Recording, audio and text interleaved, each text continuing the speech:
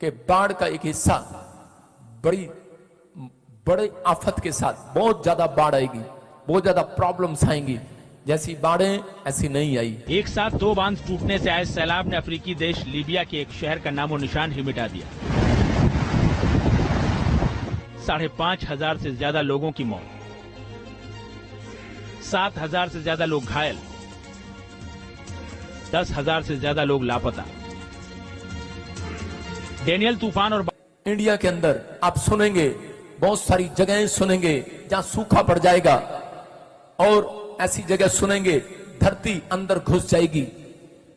भारत के लिए ऊर्जा स्रोत ये कोयला भंडार इस बस्ती के लिए जहन्नुम बन चुके हैं। जमीन के अंदर लगी आग की लपटें बाहर निकल रही हैं। मकानों में दरारें हैं, जमीन धीरे धीरे धंस रही है, घर, परिवार और इंसान खत्म हो रहे हैं। 4 आसमान की आग। नोस्ट्राडामस ने अपनी पुस्तक में ग्लोबल वार्मिंग को लेकर भविष्यवाणी की है कि साल 2023 में तापमान में और अधिक वृद्धि देखने को मिलेगी।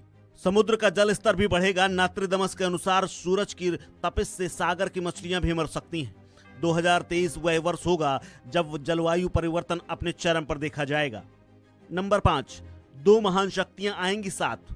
नोस्ट्राडामस ने दिलचस्प तरीके से 2 महाशक्तियों को एक साथ यानी कि नया गठबंधन बनाने की बात कही है।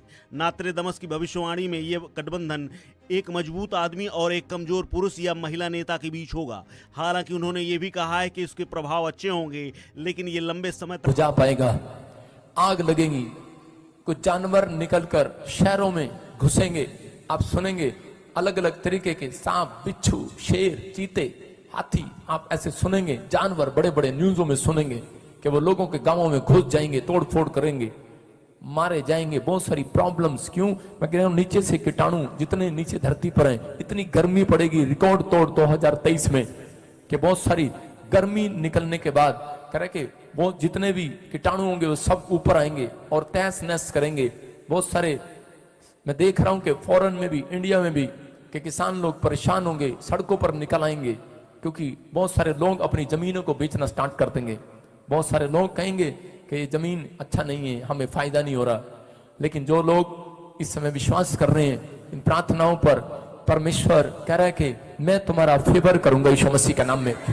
जो लोग पवित्र आत्मा से प्रेयर करेंगे, मैं उन लोगों के लिए बोल रहा हूं। अब पवित्र आत्मा कहता है मैं उन्हें जीरो से हीरो बनाऊंगा यीशु मसीह के नाम में।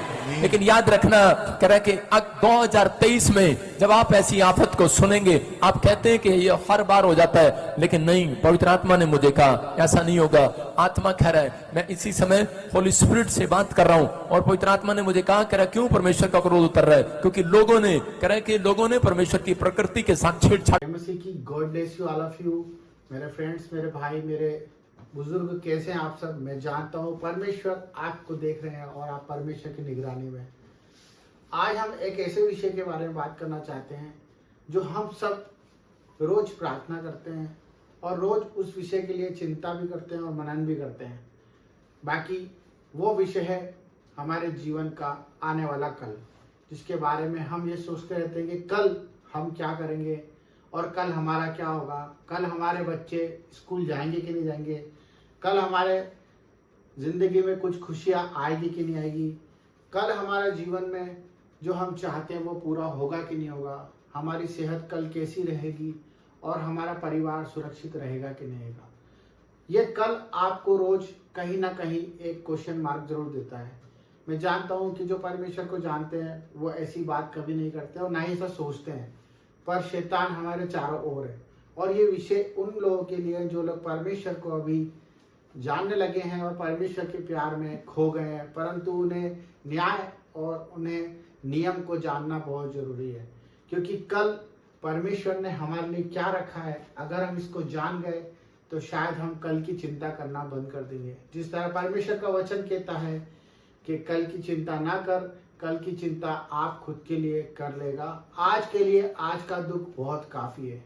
यही वचन परमेश्वर ने हमें इसलिए दिया है क्योंकि जो लोग भविष्य की चिंता करते हैं, जो अपनी खुद की सेल्फ चिंता करते हैं, जो अपने परिवार की चिंता करते हैं और कल के विषय में मनन लगा के अपनी पूरी जीविका खराब कर लेते हैं और ये नहीं सोच पाते कि हमें कल क्या करना है, उसी विषय में परमेश्वर हमें कहता है कि तू कल की चिंता मत कर, कल की चिंता आप खुद कर लेगा। आज के लिए आज का दुख ही काफी है। मेरे प्यारे मित्रों और प्यारे भाइयों, मैं आपको ये बताना चाहता हूँ कि परमेश्वर ने हमें ऐसा क्यों बोला है। क्योंकि परमेश्वर ये जानते हैं कि हमारे बच्चे उसके ऊपर विश्वास करेंगे। क्योंकि जो अनंत जीवन का स्वामी है, जो राजाओं का राजा है, वो हमारे कल की नहीं, वो हमारे जीवन की रक्षा करता है। हमारे पूर्वजों से उसने हमें गोद ले लिया है, उसने हमें मोल देकर चुकाया है और हमें स्वीकार करा है जिस भी हालत में थे हम। जब हम पहले ऐसे थे, जब हमारे भविष्य के बारे में हमें नहीं पता था, जब हम अपने बारे में सोच सोच कर गलत गलत कदम उठा लिया करते थे और पाप में पड़ जाते थे और उस पाप का परिणाम भी बहुत बड़ा बड़ा भोगते थे। पर हम क्यों नहीं जानते कि आज हम वही गलतियां, वही व्यवहार वापस करेंगे तो हम किस तरह से प्रभु के कहलाएंगे। जिस तरह से परमेश्वर ने हम पर दया रखी, अगर हम उस दया को जानना चाहें तो हम कैसे अपने आप को जान सकते हैं, कैसे जान सकते हैं और कैसे जान सकते हैं। ये वही वचन है जो परमेश्वर का हमें सिखा रहा है कि तुम कल की चिंता मत करो। मैं जानता हूँ आज मेरा भाई कैंसर में है, मैं जानता हूँ कि आज मेरी बहन परेशान है, कर्जे में है, मैं जानता हूँ मेरे भाई उन अपने भाइयों से लड़ रहे हैं, अपनी चीज़ों के लिए, हक के लिए दौड़ रहे हैं, अपने काम काज की चिंताओं में, ऑफिस के टेंशनों में, अपने वर्क की टेंशन में बहुत कुछ अपना खो रहे हैं, अपना आनंद खो रहे हैं। मेरे भाई बहनों, ये विषय परमेश्वर ने हमें इसलिए दिया है कि जब हम इस चीज़ को छोटा करेंगे, अपने कामों को अनुशासन से करेंगे, नियम से करेंगे और अपने मुख पर सच रखेंगे, हमसे जो होता है हम उसी को करें।